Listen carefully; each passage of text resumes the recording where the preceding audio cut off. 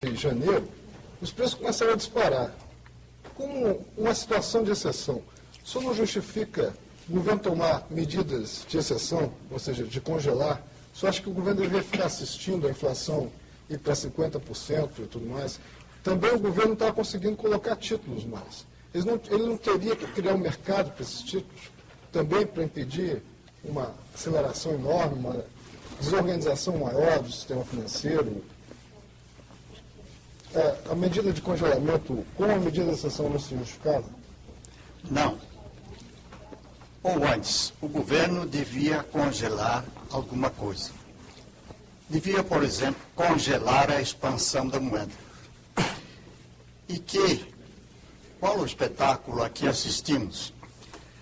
O governo se propôs a admitir uma expansão monetária de 9%, em torno de 9% no segundo semestre. Só em dezembro a moeda se expandiu, a base monetária se expandiu 58%.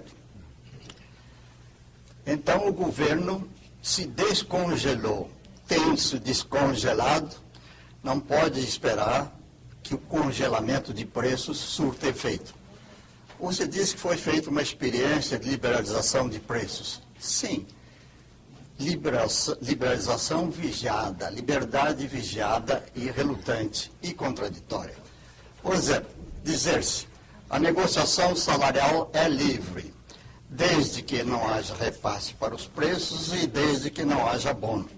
Isso é a receita para se antagonizar o trabalhador que quer abono e o empresário que quer repasses. Liberdade salarial implica em confiar-se nas forças do mercado. O mercado tem que ser disciplinado através da disciplina monetária e fiscal, e não através de controles diretos. Os controles diretos são uma ilusão. Imagina-se que eles representem comandos que são obedecidos pelo mercado. Nada disso. O mercado não lhes obedece. E por isso é que os planos fracassam após 2 ou 3 meses de lua de mel. Eles são custos impostos à empresa. Custos tríplices. A empresa sujeita a controles, sejam eles de preços, de salários, de aluguéis, o que seja, tem o custo da burocracia, tem o custo da espera da decisão, que pode tornar um projeto inviável e acrescer custos financeiros. E, finalmente, o custo da corrupção, para conseguir driblar os controles e ter um mínimo de previsibilidade no negócio. Então, controles não são comandos obedecidos pelo mercado, são custos impostos ao mercado. Longe de ajudar no combate à inflação, eles aumentam os custos e, portanto, os preços.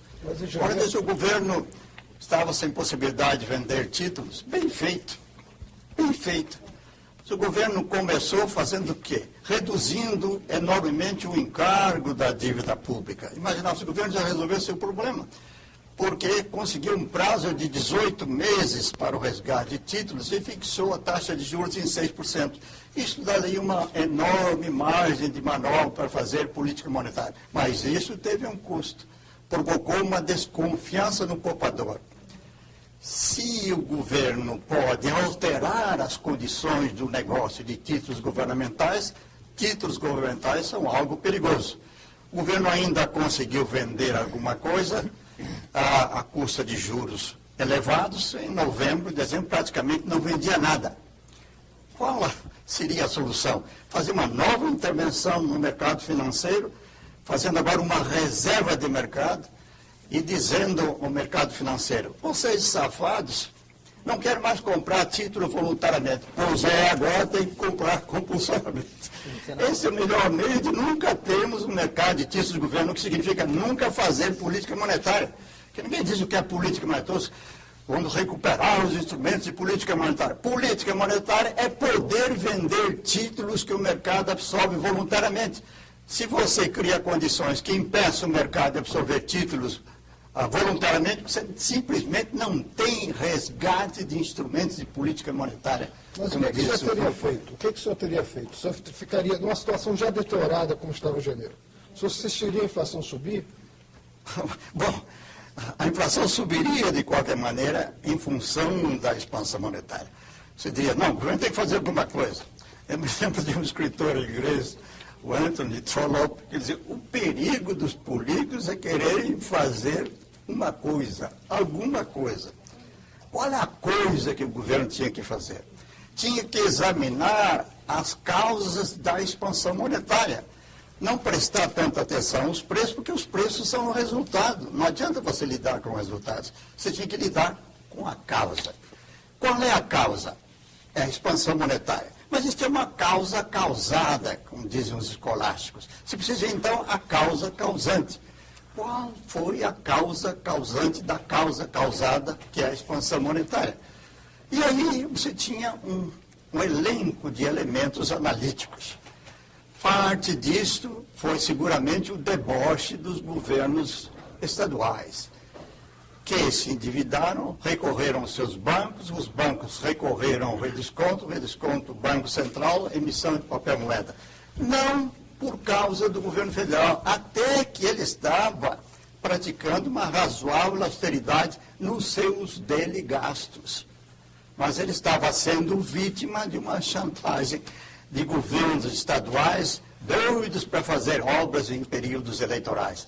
E alguns governadores descobriram tecnologias novas. Por exemplo, São Paulo teve um grande programa de investimentos. Quando você vai analisar, esse programa resultou de uma metamorfose de calote em investimentos. Houve 4 calotes passados por São Paulo. O calote da dívida externa, o calote da dívida para com a União, o calote para com as empreiteiras e, por último, o calote para com o funcionalismo.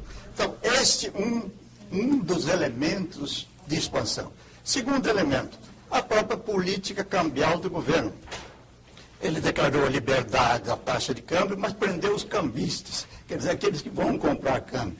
Os importadores ficaram sem capital de giro, o governo não pagava a dívida, as empresas estrangeiras não faziam remessas.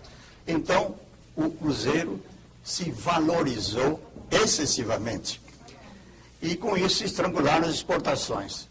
Em setembro, o governo entrou em pânico. Aí passou a comprar no mercado para elevar a taxa e ressuscitar as exportações. Por 2 motivos. Porque sem exportação, aí que a nossa insolvência cambial se torna óbvia, manifesta e irrevogável.